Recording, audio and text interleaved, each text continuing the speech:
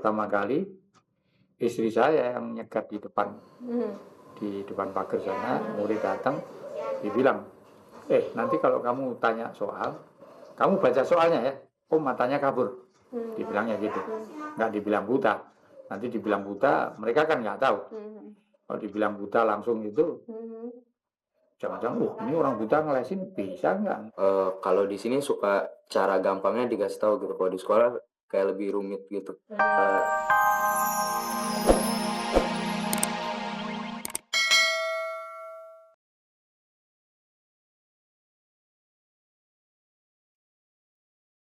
Murid kelas 1 SMA ini tengah belajar memecahkan soal matematika. Guru privatnya dengan sabar menjelaskan prinsip-prinsip rumus matriks. Penjelasan matematis pun lancar mengalir. Namun siapa sangka, guru yang bernama Ni Inghan ini sebenarnya tunanetra.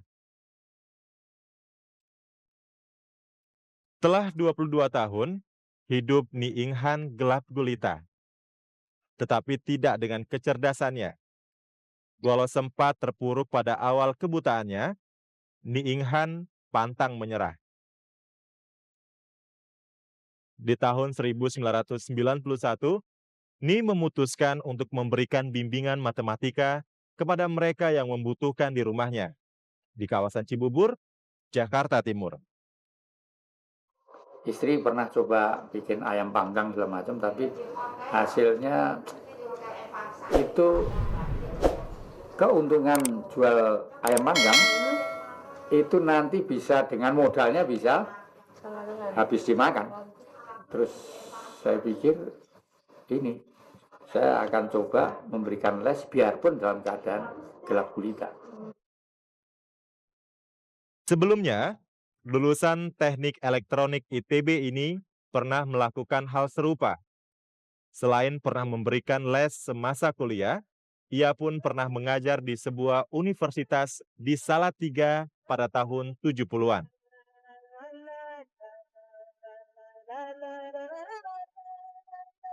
Berbagai rumus matematika yang terekam kuat di ingatannya, ia tuangkan ke dalam berbagai catatan.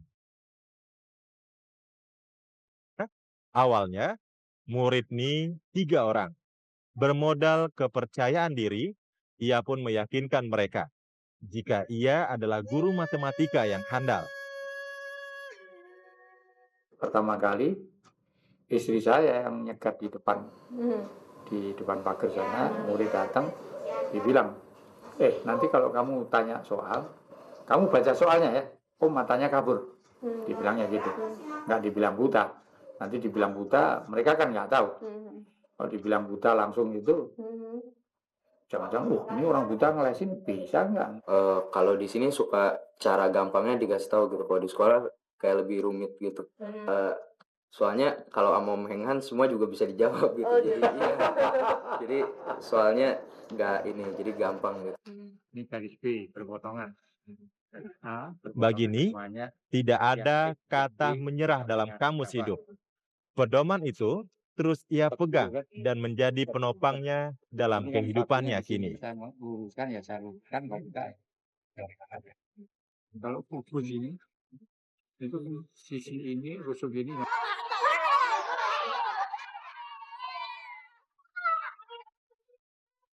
Tidak di mana-mana, yang namanya waktu istirahat pasti yang paling dinanti. Usai bel berdering, anak-anak pun langsung berlarian keluar kelas. Wah, pada main bola. Ikutan sebentar. Udah dulu ya.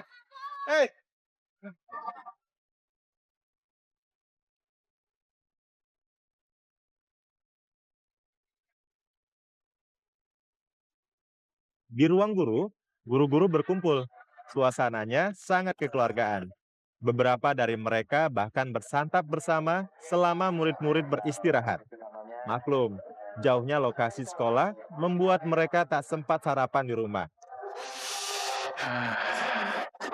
Ibu Ani, Ya, kalau diperhatikan nih Bu ya, ya.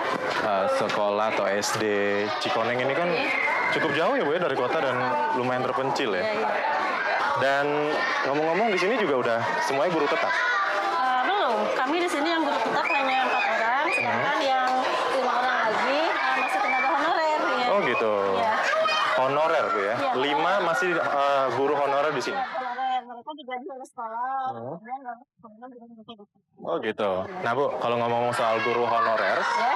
Dian punya nih cerita tentang guru honorer.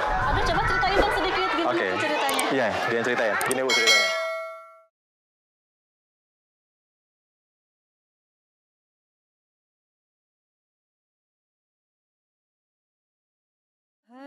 Mardiah memulai aktivitasnya sejak pagi. Wanita yang akrab dipanggil Ibu Iyo ini bersiap mengajar di SMP Al-Awabin, Serang, Banten. Menjadi guru honorer dilakoni Iyo sejak lulus dari program Diploma 3 IKIP Muhammadiyah Jakarta. Waktu itu saya kan honor ya, jadi kan karena saya pendidikan dari guru gitu kan, otomatis saya harus honor karena untuk PNS itu kan enggak ya. Jadi saya sangat gimana ya Pak ya, jadi tahun 92 itu saya udah daftar PNS Pak sebetulnya ya, udah daftar PNS, tapi saya udah sampai bahkan 3 kali saya daftar PNS itu, enggak gagal lagi gitu ya.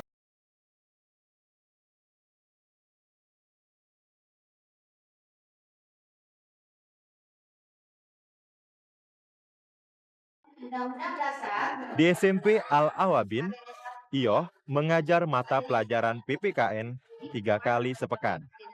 Honor yang diterima Rp8.000 per jam. Artinya, selama 1 bulan, Iyo mendapatkan honor sebesar Rp96.000. Agama, nomor hukum, kesusilaan, terus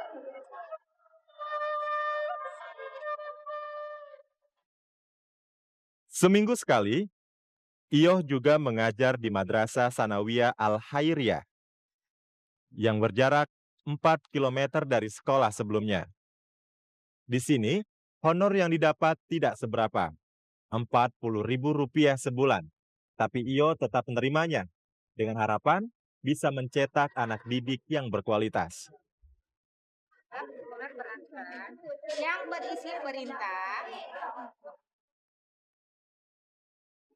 Iyo juga mengajar di SMP Yamas, Jakarta Timur.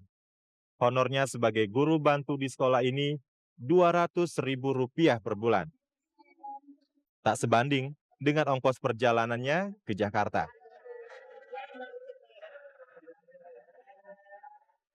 Jadi gini ya, dari rumah kan jalan kaki ke depan yaitu PRJ, dari PRJ naik yang ke Balaraja dengan ongkos 3.000 ya. Dari Balaraja naik lagi ke Selipi, ongkosnya 6.000. Dari Selipi naik lagi ke UKI, itu 3.000. Dari UKI naik yang ke Garuda, 3.000. Dari Garuda naik yang ke Yamas nomor 17, ongkosnya 2.500.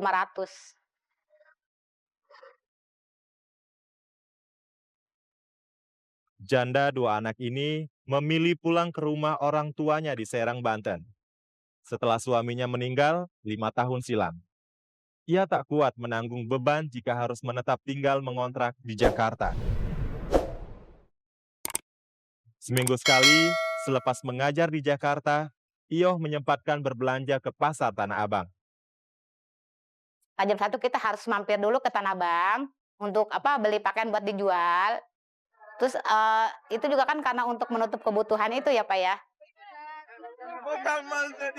Soal memenuhi kebutuhan hidup, ibu berusia 41 tahun ini harus putar otak kembali. Selain usaha jualan baju, Iyo juga membuat dan menjual keripik singkong.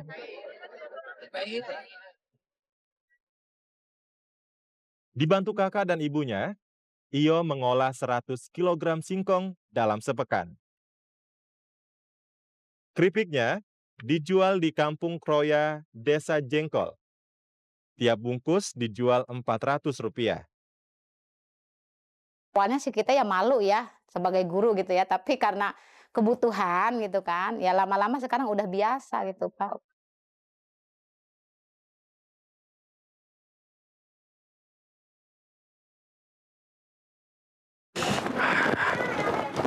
Adik-adik, Kita semua cinta SD Cikoneng. Ibu, Bapak, saya permisi dulu Bu ya. Terima kasih Pak Rudi. Pak Kepala Sekolah, Pak Rudi, semua Bapak Ibu ya. Dian mohon pamit nih, Dian mau jalan-jalan lagi. Terima kasih ya Pak ya, sudah terima Dian di sini. Dian merasa senang dan bisa melihat SD Cikoneng. Sering kesini. Iya Pak, oke pasti. Insya Allah nanti kalau kita jalan kita kesini lagi.